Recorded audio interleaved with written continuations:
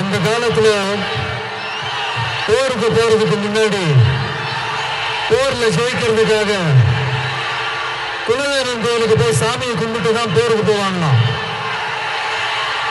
அந்த மாதிரி அடுத்த வருஷம் நடக்க போற ஜனநாயக போருக்கு தயாராகிறதுக்கு முன்னாடி நம்ம மக்களை உங்க எல்லாரையும் பார்த்துட்டு போலான்னு வந்திருக்கிறேன்.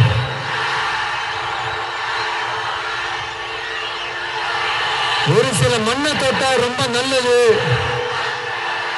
சில நல்ல காரியங்களை இந்த இடத்துல இருந்து தொடங்கினா நல்லதுன்ட்டு இந்த பெரியவங்க எல்லாம் சொல்லி நம்ம கேள்விப்பட்டிருப்போம் இல்லையா?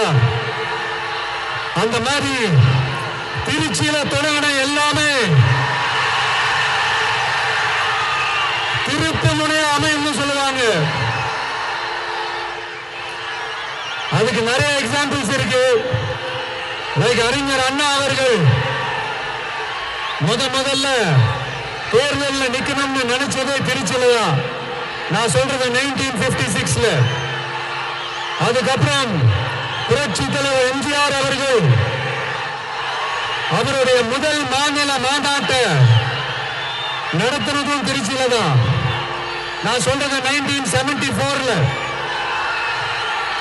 அந்த மாதிரி திருச்சிக்குன்னு நிறைய வரலாறுகள் இருக்குது.